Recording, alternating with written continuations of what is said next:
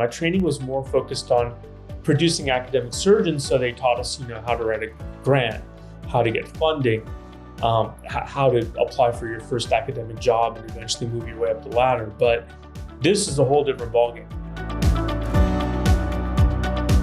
Hello and welcome to Beauty and the Biz, where we talk about the business and marketing side of plastic surgery. I'm your host, Catherine Maley, author of Your Aesthetic Practice, What Your Patients Are Saying, as well as consultant to plastic surgeons to get them more patients and more profits. Now, today's special guest is Dr. Raja Mohan.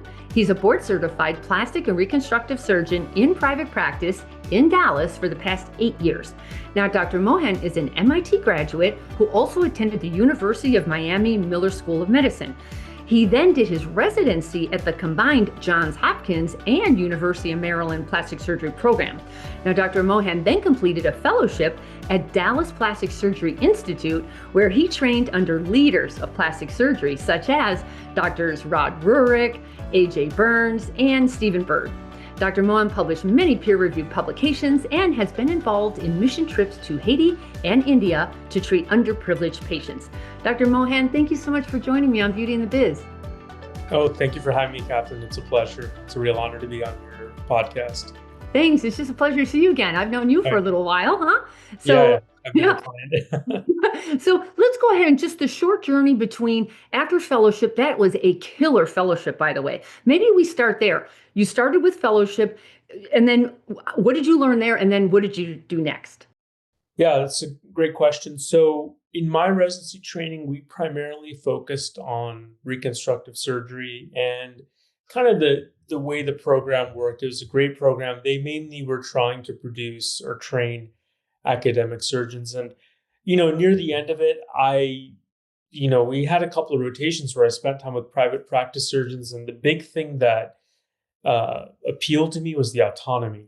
I like the concept or the idea of, one or two surgeons owning their own business, having 20 staff members, and they had a med spa and an OR, and they had control over their time and the cases they did. So a lot of that appealed to me. The main thing was just having control and autonomy. So I started getting interested in aesthetic surgery. I kind of do the whole gamut, but initially I was very interested in rhinoplasty, and I wanted to do a fellowship that was geared more towards that. I was very fortunate, lucky to have gotten a spot in Dr. Rod Rurick's program at DPSI, which was an amazing experience. And it was it's funny in a way, because when I went there, they basically told me, all right, whatever you learned in Baltimore, just throw it out the window. That's not how cosmetic surgery is done.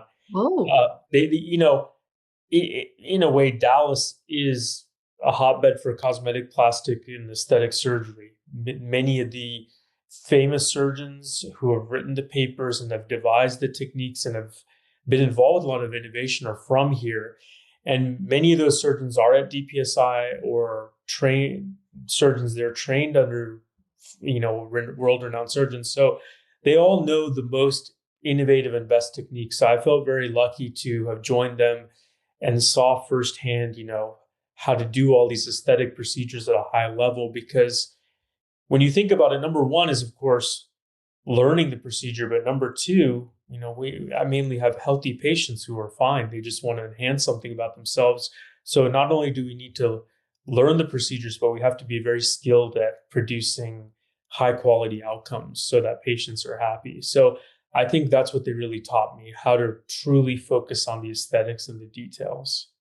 so you think they really did have way different innovative techniques than what were happening on the East Coast, would you say?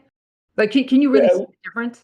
Yes, I could see a difference, because a lot of the attendings and surgeons I trained on the East Coast, I mean, they're great. They're all established and they have great practices. But I felt as though they're not at the forefront of research or looking at outcomes or trying to think of new techniques. In a way, a lot of them had mastered one or two techniques they learned when they were a fellow. And so they had been doing the same sort of thing for 30 years and they were excellent at it. So when they had the right patient, it was amazing. But I felt as though I didn't see much innovation or much study of outcomes or, an evolution of technique like I did in Dallas. in Dallas, I came across surgeons who were doing procedures that were very complicated. It took them years to kind of refine and hone their technique, and they just had unbelievable results. And that's why people travel all over the world to attend their lectures and conferences, because they want to learn how they do what they do. For sure. So that fellowship is killer for the surgical techniques. But what about the other part? Did they teach you the business side of surgery, like the business, the marketing side, the managing of people, the staff? Do you get any of that in a fellowship? Yeah, so in my fellowship, I would say we scratched the surface. Obviously, as the fellow, I was very busy scrubbing in on cases. We had our own clinic, and spending a lot of time doing clinical work. I've sort of got a little bit of exposure to the administrative side of it, or the other things you're mentioning. And that, what was interesting, it wasn't the bigger world-renowned surgeons there, because they're sort of in the latter stages of their career where they've mastered these things. It was the younger surgeons who shared a lot more Oh, insight into that, and so I didn't was not really exposed to it at all in my training, because my like I said, my training was more focused on producing academic surgeons. So they taught us, how to write a grant, how to get yeah. funding, how to apply for your first academic job, and eventually move your way up the ladder. But this is a whole different ballgame. So I got a feel for it. I think I really was able to get more in-depth understanding for two reasons. One, I was very fortunate, lucky to be given an opportunity to join DPSI. And, when I was looking at the contract and really talking to the people there, I started to understand what happens behind the scenes. Like, you know, how do these surgeons actually, earn an income, and how is the revenue measured, and who pays the staff, and what are accounting for these different costs that they share, and who does the accounting. So that I started seeing all those things as I delved into and asked them more questions.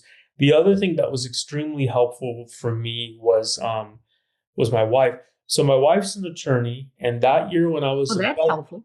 yeah, and fortunately, when I was in fellowship, she actually, through Dr. Bird, had met his son Steve Bird, that is the founder and manager or owner of the law firm Bird Adado.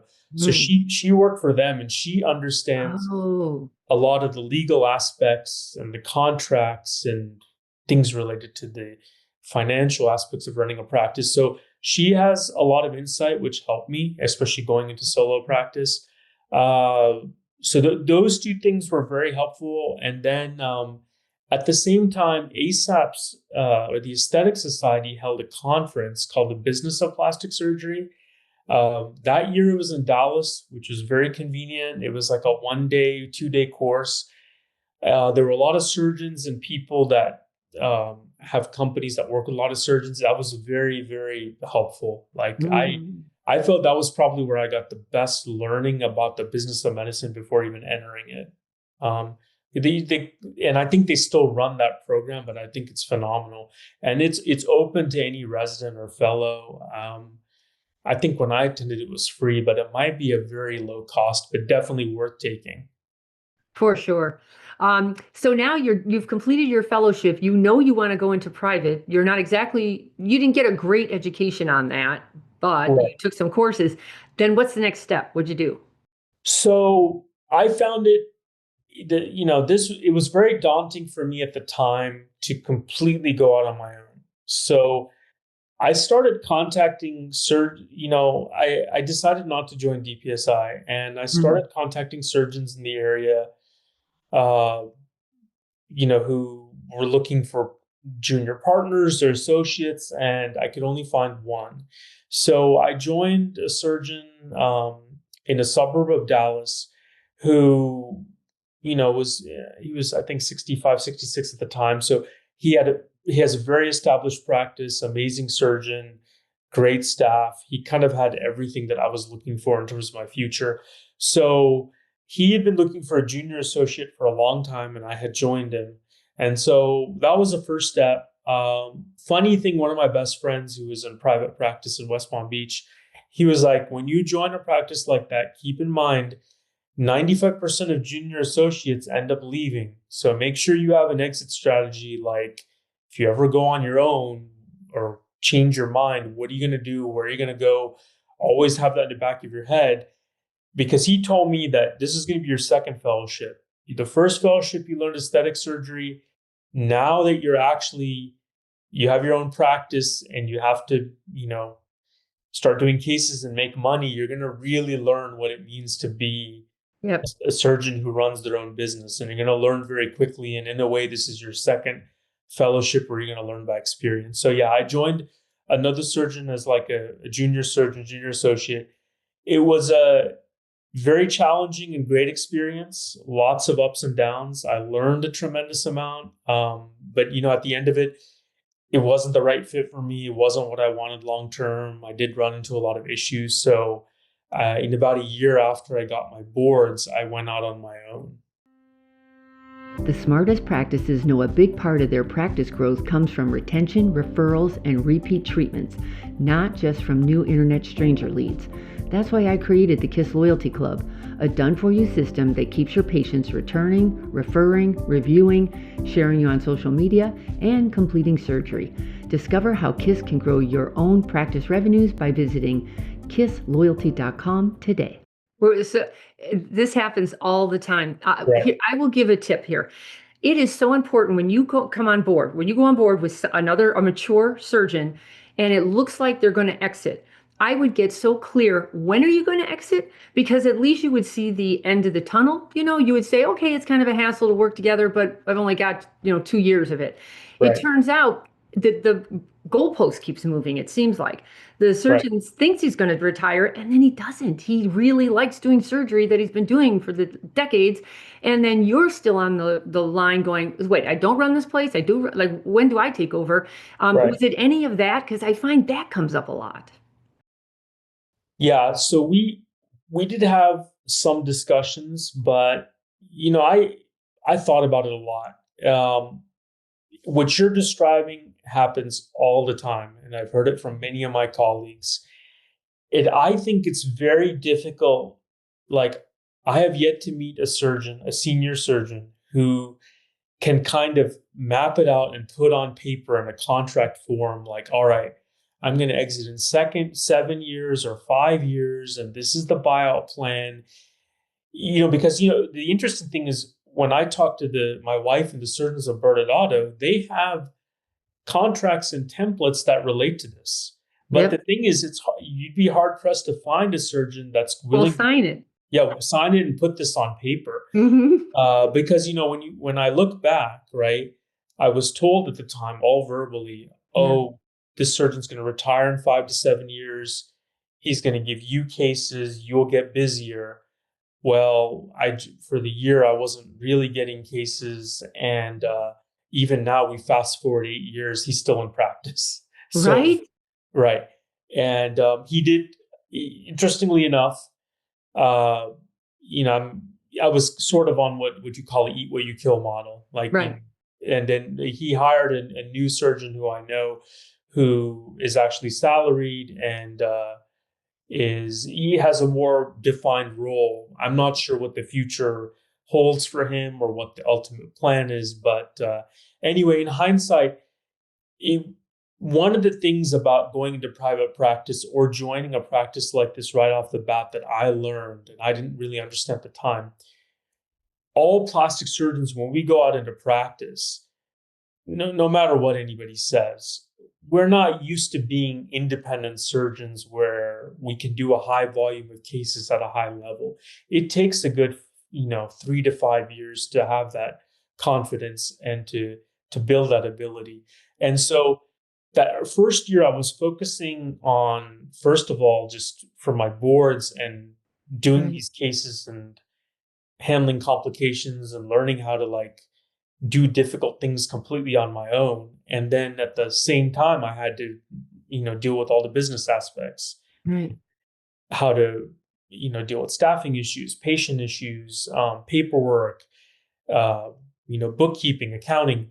And so I think it's very difficult to do all of it, just starting off on your own unless you have some help or assistance. But I think for me, joining that other surgeon, at least he had the infrastructure in place that allowed me to learn these things on my own pace and give me some more confidence before I went on my own. So how long did you work with him before you went out? I think it was about close to a year and a half. So that was interesting. I got my boards December 2019, and Congratulations. thank you. And then a month later, January 2020, which is an interesting time period, that whole year, Mm. I started on my own. Like I said, it was from scratch. I didn't have an office, didn't have staff members, didn't have a phone line. Basically, he'd given me my charts and some of my supplies, and I just rented a U-Haul and just brought it home and put it in my study. And I was like, all right. Once I finished my boards, I took a brief vacation. I told my wife, all right, 2020, it's a new year. Yeah, I got to figure this out because now I'm gonna do it on my own, and I'm gonna, I started January. I met with a real estate broker. I started looking at spaces to rent. I started reading about, all these details, like how do I hire a staff member? What are the Texas employment laws? What do I need to do? How much do I need to pay them? I started interviewing people, running ads. I got a phone line and I was talking to all my friends, like, what's a good phone line? What's a good EMR? So all these things were happening in January. So I was still doing a lot of taking call and doing insurance related work just to generate income. But I spent 2 months kind of in this setup mode. And, I had a staff member and I'd kind of set up some of the things like the EMR and the phone line. But right when I was about to sign the lease, this whole issue with COVID and the pandemic happened. It was March 10th. I remember I was negotiating the terms of lease, and then I talked to my dad. My dad's like, I don't know what's going to happen with the pandemic. They're stating that they might shut things down, and we don't know what's going to happen in medicine. I don't think you should sign any leases or anything long term. Yeah, good advice. Yeah. Yeah, so the only thing I'd signed on to was the EMR, which was month to month, and I had my staff member. So I told my staff member, I said, look, I I'm still in the setup phase. I don't know what's going to happen with the pandemic. And there were different people out there at the time. She was a kind of a savior in the sense that she was one of those people where she was like, I don't believe in the pandemic. I think it's just like the flu. I'm going to do whatever you need to help build your practice. So Nice. so we were shut down for, I would say, March 15th to about June 15th in Dallas. All I did is take call. I didn't do any cases. Mm, Thankfully, the PPP loan kind mm. of saved me to cover, because my wife was working. So basically, she was supporting the family. I was incurring some debt because I had a staff member. And, funny thing was at that time, I had, was using my friend's office space to see patients. So, That's good. yeah. So, I was paying him kind of like a per diem fee. And Yeah. that worked out beautifully because I said, this is a crazy time period. And he felt bad. And I'm like, we're like mainly at home and dealing with masks. And I do have to deal with a few follow ups. So it was, you know, it was good and bad. I think 3 months, yes, I wasn't busy, but it actually slowed everything down to where we could set everything up. So once things opened up, July, I had everything. Like I had my office, I'd hired a front desk person, so I had two staff members, had my office, I'd bought some supplies, and I actually had more of a full-fledged office. And those 3 months allowed me to do that. And so, how did you choose the location? And was it a medical center? Was it on the main road? Like what was the location? How did you decide on it? Yeah, it's a good question. I looked at a lot of places, and this, commercial real estate, renting property was completely brand new to me. The only experience I had was renting apartments. Mm-hmm. And, I'm pretty open and honest, and a lot of this for me was eye-opening because, when you rent an apartment, right, and you go to one of these big apartment buildings, everything's finished. Like you go there, you just put the deposit down, you pay the monthly amount, you move in. I looked at so many office spaces. There were holes in the wall, pipes weren't Whoa. working. They were telling me like, yeah, you're gonna have to completely renovate this office. And I said, okay, I'm a little confused. You're showing me all these things that are like fixer uppers.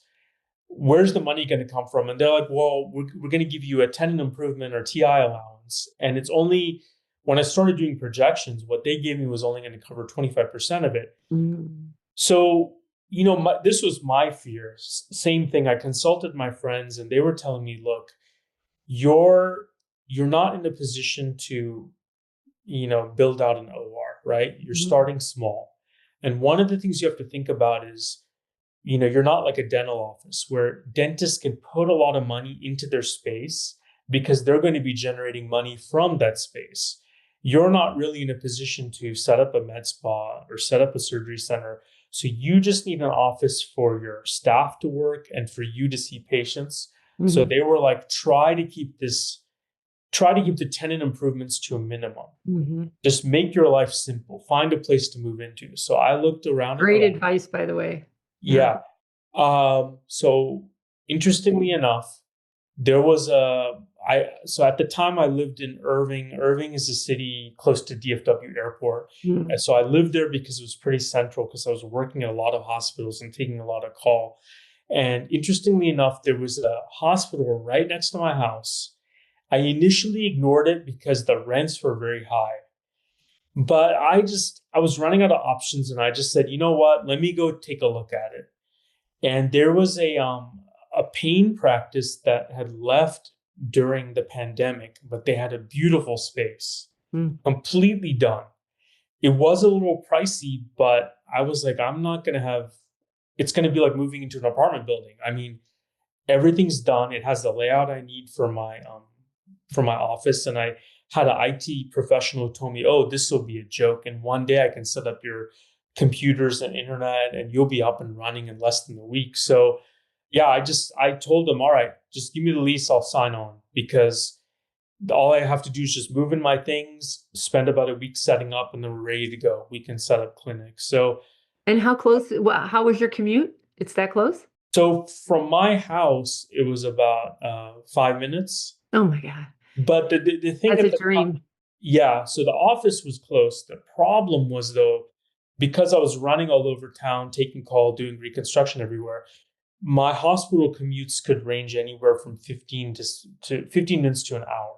Ooh. But at least the clinic aspect, it was right next to my house. Yeah. Well, and it'll motivate you to figure that out, you know? Right. Yeah, Yeah. there's nothing better than a frustrating commute to help you problem solve. Right. Yeah. But yeah, a lot of things that year, while I was setting up and figuring things out, the pandemic, as you can imagine, had a huge influence on so many different things that year. It was really not just for me, for the whole world. It was a very interesting, crazy time period. And then thankfully, all of a sudden there were all sorts of commercial spaces to lease, that Right. helped. No one saw that coming. Wow. Right. Yeah. Yeah. So are Absolutely. you glad you did it the way you did it? I mean, yes, I'm glad I went out on my own because, like I said, I always wanted that autonomy and just to be able to kind of do things the way I want to.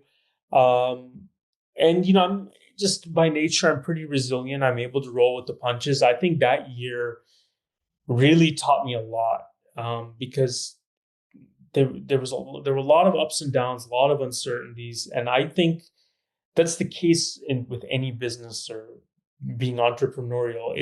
That's never going to end. I've noticed every year there are new challenges and new successes, Always something. new bumps in the road, and so I think that year was great. It was a great learning lesson, and every subsequent year, yes, I did deal with problems. Yes, I had great things happen and bad things happen, but I've been able to deal with it, and that year allowed me. It gave me a lot of experience.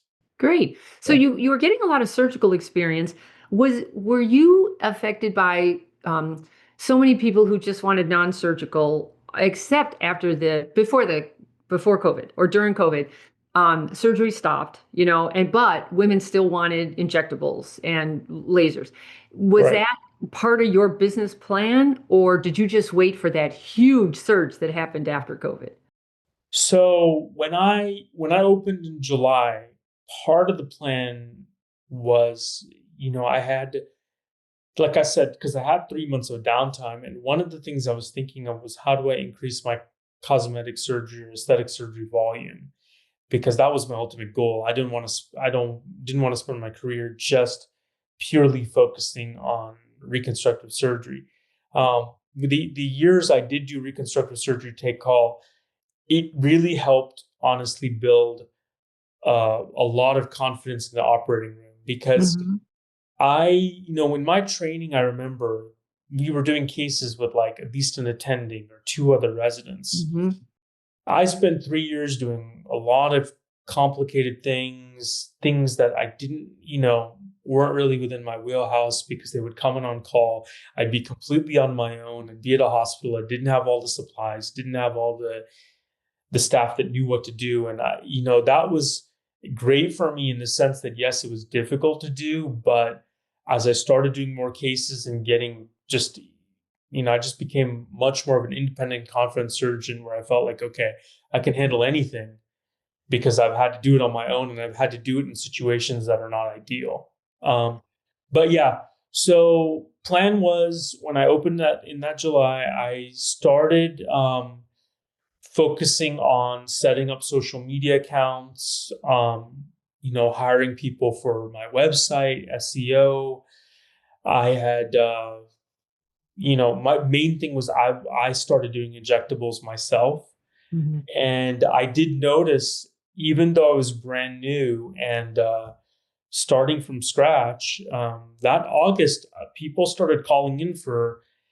I had a small portfolio because of the DPSI, but people started calling in for cosmetic surgery consultations, and I was shocked.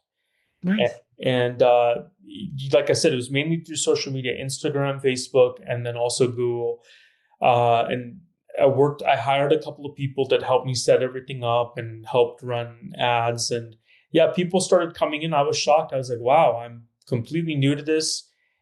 And what I noticed when there was that boom was there were a lot of people that had disposable income. They weren't traveling.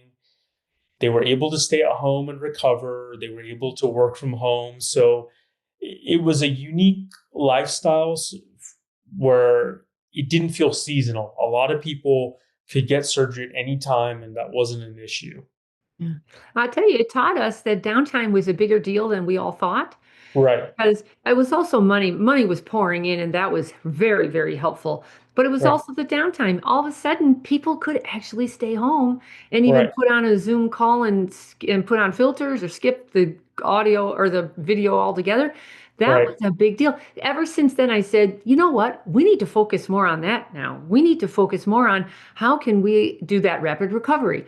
We cosmetic patients, if you can get me up and out in a week and another guy's going to take 4 weeks, I'm going to pay extra for the week, you know? right. Yeah. I would definitely focus on that a lot more than we used to. We were taking that for granted. I agree. I noticed that. What I've also noticed, just on a micro level, and also if you look at the statistics, as a result of that, I mean, lately, the last few years, there's been a huge boom in patients wanting non-invasive procedures or procedures with less downtime, things that can be done under local anesthesia, things that can be done where, okay, I get it done Friday, but I can return to work Monday. Hmm. I'm amazed by how, if for those procedures, patients are much more willing to move forward Hmm. and get it done as opposed to like a mommy makeover with a larger recovery. So, yeah, I think that definitely increased the awareness, and I've seen it in my practice. Nice. Back to business for a moment. Tell me about the staff. You hired two staff, but would you say that's been a challenge? Like hiring staff, managing staff, leading staff, training staff. What's the toughest part of that? Absolutely.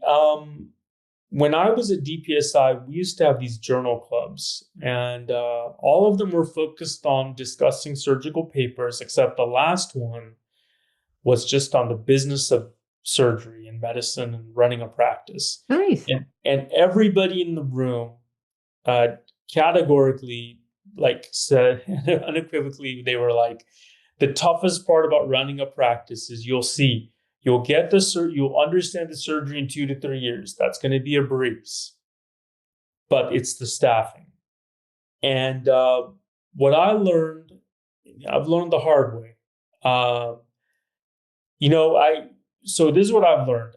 The success of a business really depends on people. And number one is the staffing, and number two is the clientele or the patients. Yeah. Those are the two things that can help a business grow and scale and be the most successful. And these days I meet with a lot of business owners in Dallas that have nothing to do with medicine. And that's what they all say. It's all about the people, your staff, the people you hire, and then your clients. You have to take care of them. They'll take care of you, spread the word of mouth, that sort of thing. So staffing, what I noticed is I got so used to working with doctors and surgeons and residents. So number one, I realized is staff, they have different work hours, different tolerance levels, different personalities. As a plastic surgeon, or all plastic surgeons, most of our staff members are women. So I really had to understand, and it's an evolving learning thing. I'm not perfect, but how to understand, okay, uh, there's certain restrictions with hours and how I communicate, and, I have to be mindful. Like these are not women that have dedicated their whole life to surgery. They have families and they have other important things. And so it took me some time to really understand that I can't just purely focus on the work. I have to also focus on their wellness, their happiness, make sure that they're able to grow, that they like what they're doing, that they're happy to come to work. Because, some of those things easy to overlook, but I've realized that if they're happy, it exudes when they're on the phone or they're meeting a patient. And if they really like the surgeon and the team and the workplace, they want to show that off, like when they're talking to family or talking on the phone, and they want to wear, any type of practice swag or whatever. So a lot of it goes hand in hand. Like I've had to really learn how to communicate with my staff, how to take care of them, and also difficult problems arise, right? Like, and that's why we have to have these policies and procedures, and we have to be very strict, and we have to be very careful and about things like write-ups and having meetings. And so all that comes into play because, no staff member is perfect. And the difficult thing is I've had to let go of some people. Some people have quit on me all of a sudden. I've kind of dealt with it all with staff members. Everyone has, yeah. Yeah. And that just comes, expect it. it comes with the territory. One of the things that helped me, and everybody's different. I have a couple of friends that they're just so good with people that they never had to read a book or go to any training. I did a couple of training courses. I read a few books because I really needed to understand how to manage a workplace and staffing so that people are happy, like they don't quit because they're unhappy or they don't feel valued or they don't see the purpose, like they don't like being there. And it's a blend of things. Like I have to incentivize them. I have to make sure that their salary is good. And so there's a lot that I have to think about.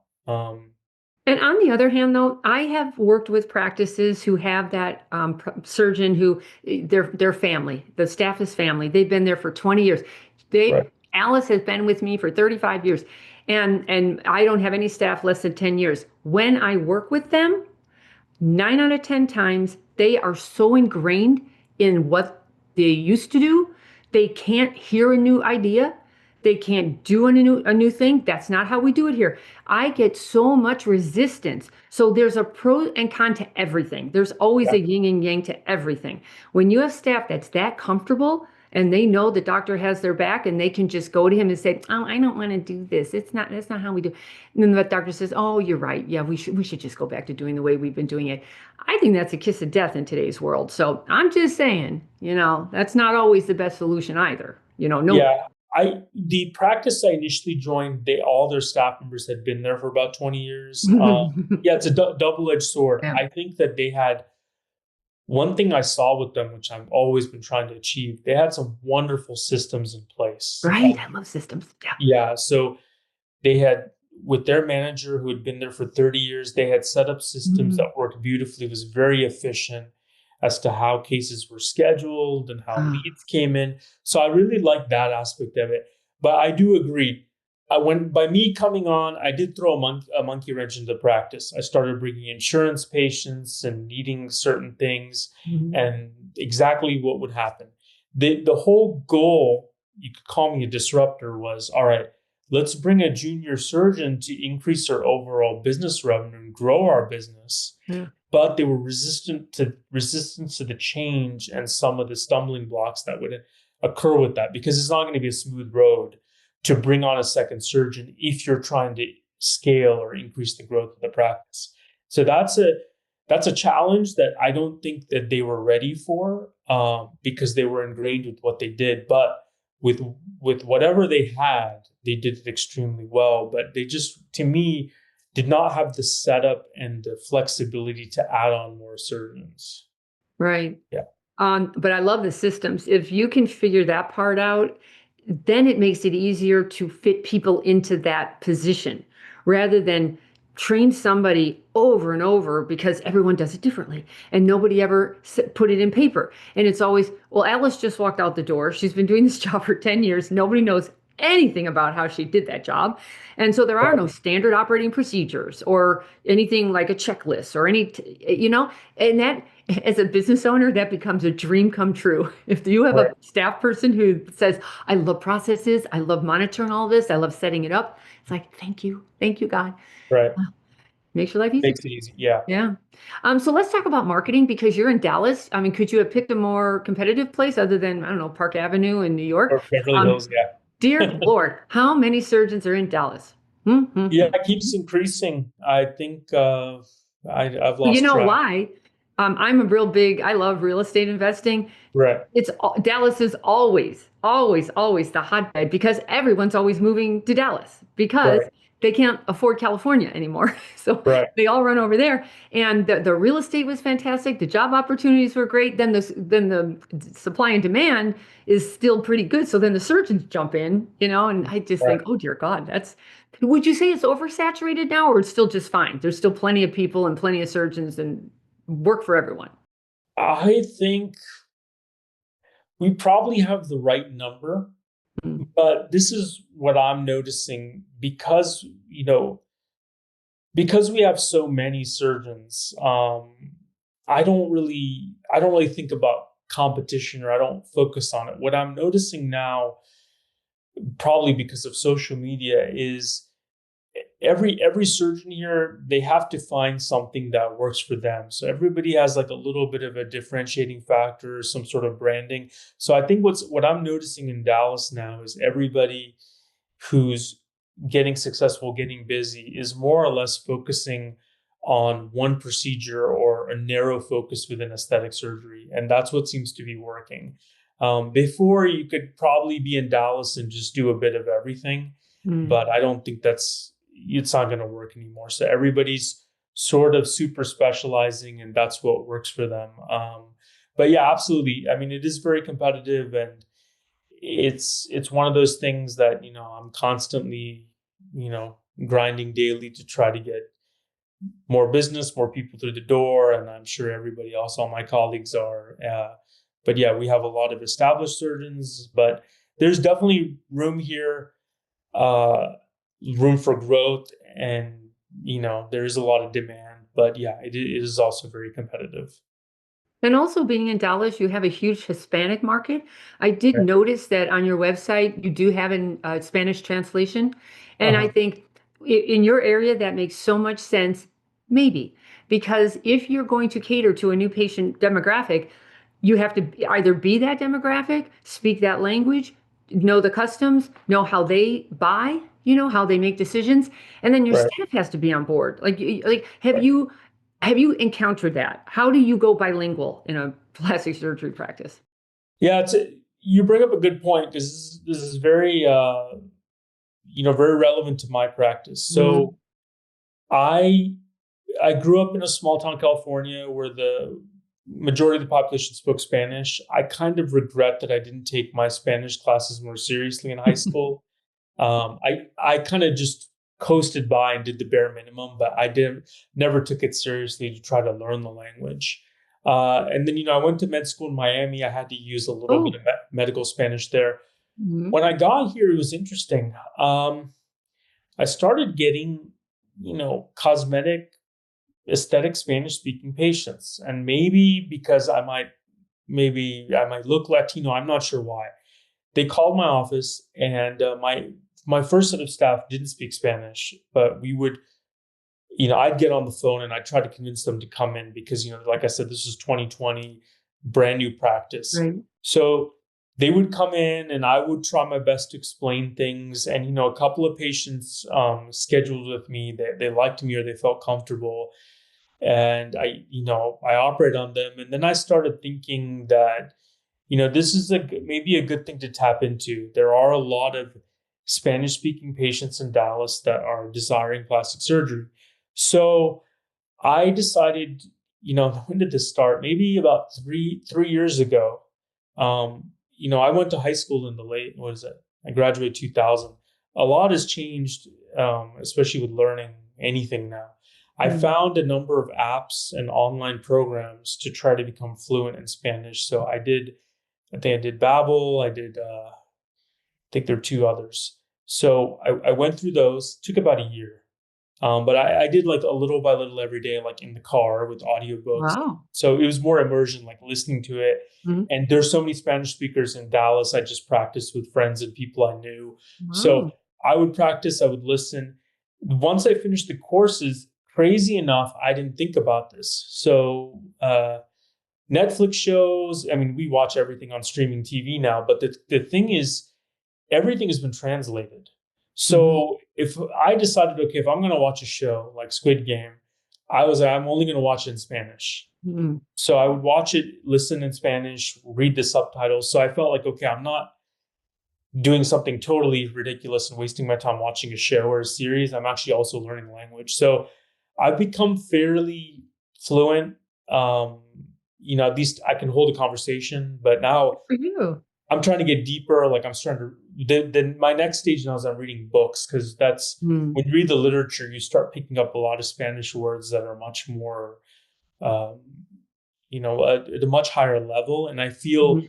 when I start using those phrases with Spanish speakers, they really feel I'm very legitimate. Like, okay, this person Right. is a professional. They know what they're talking about. They're not just throwing silly words out there because they're explaining the procedures at a deeper level. But anyway, that's been a journey for me. So I've hired staff that is all bilingual. They all speak Spanish Mm. because about one third of my patients are Spanish speakers. So Mm.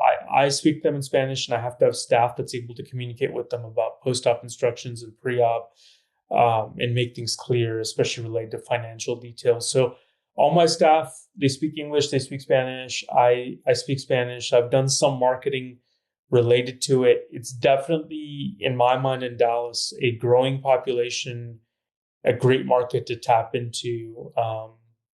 And the population itself, most of the Spanish speakers in Dallas are from Mexico, but not all. But Mhm. they pretty much, there's a demand for all the cosmetic procedures, Mm. facelift, rhinoplasty, mommy makeovers, BBLs. They want all the same things. And I think the thing with them that they've told me is they just feel more comfortable if they're in an office where everybody speaks Spanish. Right. Um, Even though they speak English, they're more comfortable speaking their native language, and then you either cater to that or not. right. You just Yeah. decide what are you going to do? Because I have some surgeons, they lost the one staff person they had, that was bilingual, and now they're on their iPhone with the Google app, the translation Right. app, and they're trying to Right. fiddle with that. And so you just have to be prepared. If you're going to cater to that marketplace, you better have a infrastructure set up for that. But I've since I've gone through this evolution, when I was doing it myself, I feel some of the things, especially related to financing companies and consents, are a little bit nuanced. Mm. And I'm speaking more just from a risk management standpoint. Right. I it's always best to have somebody who's fluent that can explain that, because we ran into issues where patients were Yeah. like, well, I didn't know about these interest rates with this financing company, Mhm. that if I didn't make the payments at this time, you never explained that. And they Mhm. started shifting the blame to us. And then Mm. I asked them, well, did you read the paperwork? They're like, well, the brochures were all in English and we didn't speak to a representative. I had my son fill out the application and we got approved. So I, my own feeling, just now that I've learned the hard way, I'm like, all right, I don't, any patient that comes to me, I want to make sure what they speak English or Spanish, they know what they're getting into. I don't want them just coming and say, okay, it's cosmetic surgery. And even if I don't understand, it'll be fine. Because Yeah. sometimes you can run into problems. So let's talk about patient attraction and lead generation. Where are you getting leads from? I mean, SEO's hurting. It's gonna keep getting more challenging. So we've Yeah, got SEO, we have pay per click. What's left? Instagram, right. TikTok. What's working for you? It's a good question. I actually owe a lot of what I do to the things that you've written Mm, on marketing and your courses. It's helped me a lot, because good. in a way, it's $1 million question I always ask myself, and this is the conclusion I've come to. I think you interviewed him, Dr. Chitty in Utah. Of course. Yeah, Yeah, he's huge. That guy yeah, knows he how to is. market. Yeah. We started practice at the same time. To Mm, me, he's an icon. yeah. I admire him. He's an idol. What he's created is unbelievable. And Unbelievable. Mhm. so I pick his brain. I text him every now and then when he has a little bit of free time. And the conclusion I came to was that, truthfully, and we have somebody in town very similar to him, Mm, uber successful, but an amazing marketer. mhm, So what I've come to the conclusion to, the more time you invest and the more you do, and as many platforms as you possibly can, mhm, the better it is, I feel, because over the last year and a half, I've been putting content on YouTube and Facebook and Instagram and TikTok, and I've ran ads and I've done pay per click and I've done SEO and I've done all these different things. And I've noticed that people just come from all different directions. mhm. I don't know, like, somebody wrote something about me on Reddit, which I had no idea about, and I got 5 patients from that, and that was not even something I did. That's Reddit can be something. your best friend or your worst enemy. It's right Yeah, there with Yelp, exactly. because patients love to go to Reddit because they're going to get some really authentic stories. The problem is some of them are loony birds and they can be brutal, but Reddit can pop. I watch Reddit pop up a lot when I'm looking for cosmetic procedures, and I thought, oh, somebody should keep an eye on this. Yeah, so I mean, even one of my patients wrote a nice review on Reddit, and then a Nice. couple more came. So what I've noticed is the more, um, when it comes to the digital platforms, the more that's out there, the more positive press and the more content, the more likely, one is to stand out. And so that's what I've noticed, and it's something that I try to, spend time on every day, and we all do. I mean, all plastic surgeons, it's something that we have to do. Yeah. The other thing I kind of learned from you, which I 100% agree with, is think things have changed now. I don't think the marketing and advertising, it's no more about just trying to be a salesman. I think now the big thing is, like, the content creators, we have to be educators. So if we're teaching, sharing information, sharing testimonials, showing our work, everything's very visual. So showing visuals, talking about what we do, I think that helps a lot to connect with patients. Because, you know what, one thing I do a lot of, I have a lot of breast implant illness patients, and so I made some videos. I talked about my thoughts on it. Some patients that watched it, some out of town patients, were like, well, I came across the videos, you seem very personable, you explained everything very well, so I felt more comfortable just on the video that I wanted to meet with you. So that's the thing. I think it's a way for us to present ourselves to the world, and patients find us, and if I think that's what they're looking for. They're looking for surgeons they connect with and surgeons who have good results and ones that are teaching them and trying to help them. So that's what I do. Absolutely. Yeah. You sell through education. I don't think you can sell direct anymore. I Right. think people are just too darn savvy or too overindulged or overwhelmed, and they just don't want it. They don't want the sales pitch anymore. You have to be just more educational, more authentic. It's just changed a lot. How much time are you spending on social media? Is it a big part of your marketing plan? Is someone else doing it for you and making you look good? How are you handling that? So I have a company that manages the filming and the posting and editing. I mean, I've tried different iterations of this. I did last year. I had a staff member that was amazing, Right. and I she did great. Unfortunately, she, like I said, this happened. She quit. She found another position, but while she was there, it worked wonderfully because she was in house. But after she left, I had difficulty finding another Yeah. employee that could do it at the same level. So I hired a company, and like I said, they film me, they post for me, and they edit things, and it's one of those things. Yes, I'd like to do more. I'm a little bit limited by budget, but there's it's something that has to be done because everybody's doing it. And I think one thing I'm finding, which I didn't mention, I've talked about digital. Just by nature, all of us, we meet people, we meet friends, we meet family members, and I'm noticing that even when I meet people in Dallas, the first thing they do before considering surgery is like, oh, let's go look them up on Instagram and Yep. Facebook and Yep. YouTube, and then let's see if I want to go for the med spa treatment or Yep. surgery. So, yeah, that's why I think having, very polished presence on these platforms makes a huge difference. Mm-hmm. Yeah. Do you have any secrets for getting consents, getting those patients to give you video testimonials or being seen with you on video or taking photos? Any secret tips on that? Yeah, actually, one of my employees told me this, which I thought was genius.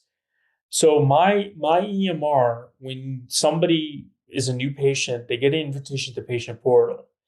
And the problem we had before was getting patients to come to follow up and getting them to sign the forms. And then, just like asking for review, you kind of put them on the spot where they're like, well, where you say, oh, you had wonderful before and afters and everything looks good. Do you mind if we post them? And then we've had patients who are like, oh, I don't know. I got to think about it. So what we do now is with the initial patient portal invite, the Mm-hmm. social media consent gets sent. Mm-hmm. And what I'm finding is 80 to 90% just sign it without even paying attention. Mm-hmm. Mm-hmm. Now, if they sign it and I do want to post it, I let them know, like, hey, you gave me permission before. Is it okay if I post it? Good. But at least we're getting a lot more on file because we're presenting it to them with the initial paperwork. And then the other nice thing I like about it is the patients that clearly don't want it, they just let us know up front. Mm-hmm. So it's very clear, like, who is staunchly against it. Then, like I said, 80 to 90% sign it. And for the happy patients that have good results, I mean, maybe, I don't know, a couple of 5% out of 100 will say, I know I signed it, but I don't want it posted. Right. But I think it's changed now. I'm seeing the pendulum shifting the other way. I posted a patient of mine a few weeks ago. I had 3 patients ask me, hey, why didn't you post my bikini photo? And I was like, oh, I never asked. I didn't think you'd be interested. So then the 3 patients sent me their photos. So then Perfect. I put one who had a boudoir shoot, and then 3 more sent me photos. I'm like, all right, I'll put you all on social media because you want to be showcased. So Totally. so that's another thing I'm seeing. More and more people are open about it. They want to show off their results. Nice. That's fantastic. Do you, we're getting close to the end. Do you have a crazy patient or staff story you care to share? Let me see. I have so many, so I'm trying to think of something that's funny. Okay, this is a funny patient story. Okay. Speaking of marketing, this has nothing to do with digital, but I'll mention it. Okay, I'm in a new office now. I left the Irving office, so I moved to a Dallas office that I completely renovated. I have my own OR. Okay, when I first built it out, the it's an old building, but everything inside looks brand new. Um, it hasn't been occupied for 3 years. So one of the toilets kept getting clogged. Mm. And I call like first few times it was a simple clog. So I had the property manager come and fix it with the maintenance guy. Okay, about probably a week in, we get a huge clog, and it all backs up and it's leaking like all over the floor. It's disgusting. And Mm. luckily, we didn't have clinic that day. Mm. And so the management company, I already called them 4 times. They come in and they're about to pass out with the smell. It was, like I said, disgusting. And they take one quick look and they close the door and they're like, all right, out of service. We're gonna have to call like a special plumbing crew. So my medical office building is tied to a hospital, and they have a contract with like a commercial plumbing company. This gentleman, he came in what looked like a hazmat suit, and he completely cleared it, and he said there was a huge blockage in one of the main pipes, which is why that toilet kept getting clogged. On his way out, he's like, what do you guys do here, by the way? And I was like, oh, I'm a plastic surgeon. We're a plastic surgery practice. He's like, oh, my wife wants plastic surgery. Oh, you're kidding. Yeah. And so normally we have a consult fee. I said, look, you fixed our problem. You kind of saved the day. Have her come on by anytime, Yeah. complimentary consult. I'm happy to help. So she came a week later and she scheduled surgery. And so we were joking that even having a maintenance issue could be a marketing avenue. But Wow, yeah, you didn't see that one coming. no, she became a patient, and I mean that's one thing. Nice. One of the surgeons at DPSI told me I mean, it's one of those things, right? You don't want to be too salesy, too opportunistic, Mm, but honestly, anybody I come across could be a potential patient. You never know. totally. Yeah, Well, there's that saying, vanity knows no bounds. You'll right. never know. If you ask almost anybody, they would love to look better and feel better if given the time off and the money, you know? Right. So, last question. Tell us something we don't know about you. Uh, well, my friends do, but maybe not the general public. So I'm a big wine collector. Oh, I mean, sommelier, but not a good one, because obviously that's not my day job. yeah. But it's something I love. So I've gotten into wine about 13 years ago. You drink it or just collect it? I was drinking more, but not for health reasons. I kind of cut down. So I collect, and I like, so now it's more of a thing. Like if I'm with friends, I'll like bring a bottle. They share a few bottles. We do some tastings, but that's more of a once a month thing. But anyway, something I've always been into, just because it's so many of it. A lot of it I find fascinating, but big thing related to the business of plastic surgery. Social media has been amazing when it comes to the wine world. A lot of the winemakers and wineries are very accessible. Like you can just text people now in France or Italy, they respond. Mm, And so I've met some really big names in the wine world, and they've shared their stories about business, and they're dealing with something where they're with so many factors that they can't even control, the weather right. and the Right. rain and the frost. And it's just amazing to hear about their resilience and their ability to weather the storm. Literally, like if they have a bad vintage or a bad outcome, they're able to deal with it and move on to the next year. So I've learned a good bit about business and just winemaking from them. It's a fascinating thing. Well, Yeah. I'm Napa Valley is right up the road from me, and Oh, the joke around here is most men get a sailboat or they get a winery, right. and Yeah. but right now I think there are a lot of wineries for sale. I guess it's California regulations, or I don't know what's going on, but I hear it's not going well. Yeah. Yeah. I mean, it's interesting. You can always identify California well depending on who's buying it. So back in the day, it was all of Hollywood buying wineries, and then it was celebrities. Now it's all the tech. Hmm. So it's funny now. So many wineries, a tech billionaire will buy the winery. He'll hire a famous winemaker as a consultant and source the best grapes. So they're combining all the best together to produce their product. Yeah. Yeah, it's becoming more common. Are you red or white or both? I I like both, to be honest, but these days I drink more white and champagne. Yeah. That's the thing. Taste buds and things change. But Right? yeah, Circumstances change, people change, trends right. change. So we're going to wrap it up. Your website is rajamohanmd.com. Your Correct. Instagram, same thing, Raja Mohan, MD. Mhm. Thank you so much. It has been a pleasure catching up. I'll be watching your career. You are doing the right things. You've come a really long way in 8 Yeah. short years. So congratulations. Yeah. A lot of work, but very rewarding. Yeah. Well, thanks for that. And we're going to wrap it up now. Group, I hope you appreciated this. Would you please subscribe and give me a review at Beauty and the Biz so we can grow the audience? And then if you've got any questions for me or any feedback, you can certainly leave them on my website at catherinemaley.com, or you can DM me on Instagram at catherinemaley.mba. Thanks so much. We'll talk again soon. The fastest way to success is to model other successful surgeons who have what you want, but you can only see their results, not the path they took to get there. So you continue to jump from one thing to another, hoping to find something that will work for you too. But it rarely does. So try this shortcut instead. It's guaranteed to move you forward. I compiled my intellectual property to grow cosmetic revenues, everything I've gleaned over the years, into one playbook of the most successful practices and what they do to win. Go to cosmeticpracticevault.com and let's grow your cosmetic revenues.